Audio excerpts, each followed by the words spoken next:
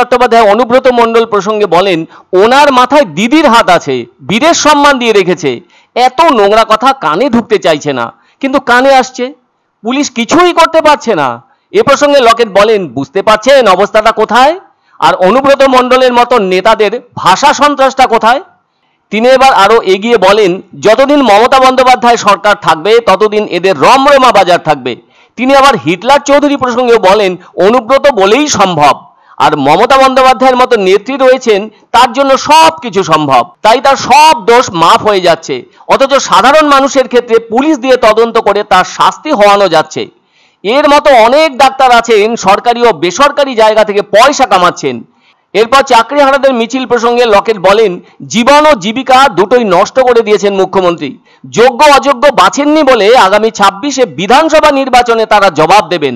Group C ও D কর্মীদের ভাতা দেওয়ার বিরুদ্ধে আদালতের মামলা প্রসঙ্গে লকেট চ্যাটার্জি বলেন, উচিত হয়েছে কোর্টে যাওয়াটা, ভোটের আগে ভাতা দেওয়া হবে।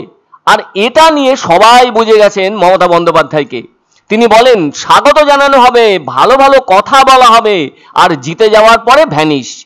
উল্লেখ্য, 4 জুন বনগ্রাম পঞ্চায়েতের প্রধান হাসু বাগদি, উপপ্রধান তুষারকান্তি মণ্ডল সহ 11 জন সদস্য ও 3 জন পঞ্চায়েত সমিতির সদস্য কঙ্কালীতলার বনডাঙ্গার কার্যালয়ে গিয়ে কাজল শেখের সঙ্গে দেখা করেছেন। অথচ এত বছর তারা সকলেই অনুব্রতর অনুগামী ছিলেন। হঠাৎ করে কাজলের শরণাপন্ন হওয়ায় অনেক প্রশ্ন উঠছে। তাহলে কেষ্ট শিবিরের কি ভাঙন দেখা দিয়েছে? কারণ তাদেরও ভালো লাগেনি আইসির বিরুদ্ধে ওই ধরনের নোংরা ভাষা প্রয়োগ নিয়ে অনুব্রত মণ্ডলের আচরণ। আর অনুব্রতর ওই ধরনের আচরণ নিয়ে ভেতরে ভেতরে দলের অনেকেই ক্ষুব্ধও হয়েছেন। কিন্তু হলে কি হবে, রাজ্যের পুলিশ মন্ত্রী তো খোদ মুখ্যমন্ত্রী, তার উপর দিয়ে কথা বলা কোনো পুলিশের আছে কি? সেই প্রশ্নও চারদিকে ঘোরাফেরা করছে। ফলে বিজেপি নেত্রী লকেট চট্টোপাধ্যায় কেন অনুব্রতর ওই ধরনের আচরণ নিয়ে ক্ষোভ প্রকাশ করবেন না? আর ওই আইসির মা এবং স্ত্রী সম্পর্কে যা বলা হয়েছে, তাতে বীরভূমের ওই বীরের শাস্তি হওয়ার দরকার ছিল বলে সেদিন থেকে আজ অনেকেই বলে চলেছেন। এদিকে দেখতে দেখতে আজ নিয়ে 6 দিন হলো, পুলিশের ক্ষমতা হলো না অনুব্রত মণ্ডলকে গ্রেপ্তার করা। সবচেয়ে বড় কথা, তার কেশাগ্র স্পর্শ করতে পারেনি পুলিশ, যার কারণে বহাল তবিয়তে ঘুরে বেড়াচ্ছেন বীরভূমের সেই তৃণমূলের বীর কেষ্ট। আর কেষ্টও জানেন তার মাথার ওপর রাজ্যের পুলিশ মন্ত্রীর দরাজ হাত রয়েছে, তাই তাকে কিছু করার আগে পুলিশকে অনেকবার ভাবতে হয়েছে এবং হচ্ছে। অনেকে বলছেন, অনুব্রত অন্যায় করে যে পথ চওড়া করে দিলেন পুলিশের সামনে, তার দলের পক্ষে কতটা ভালো হলো সেটা দলই বিচার করবে। আর এসব ঘটনা দিন কয়েক ধরে দেখতে দেখতে বাধ্য হয়ে বৃহস্পতিবার দলীয় সংগঠনের সভায় যোগ দিতে এসে সাংবাদিকদের প্রশ্নের উত্তর হিসেবে বিজেপি নেত্রী লকেট চট্টোপাধ্যায় বলেছেন, ওনার মাথায় দিদির হাত আছে আর ওকে বীরের সম্মান দিয়ে রেখেছে।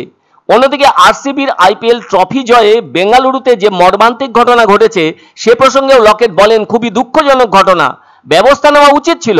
সরকারের বিরোধীরা কোনো উচ্চবাচ্য করছে না, যদি বিজেপির রাজ্য হতো সবাই তখন রে রে করে উঠতো বলে দাবি লকেট চ্যাটার্জির।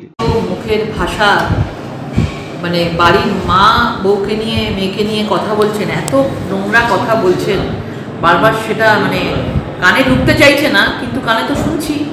তারপরেও পুলিশ কিছু করতে পারছে না। মানে বুঝতে পারছেন যে এ রাজ্যে পুলিশের ক্ষমতাটা কোথায়, আর অনুব্রত মণ্ডলের মতন যারা ভাষার সন্ত্রাস করছে তাদের জায়গাটা কোথায়। তাদের মানে ক্ষমতাটা এখানে অনেক বেশি।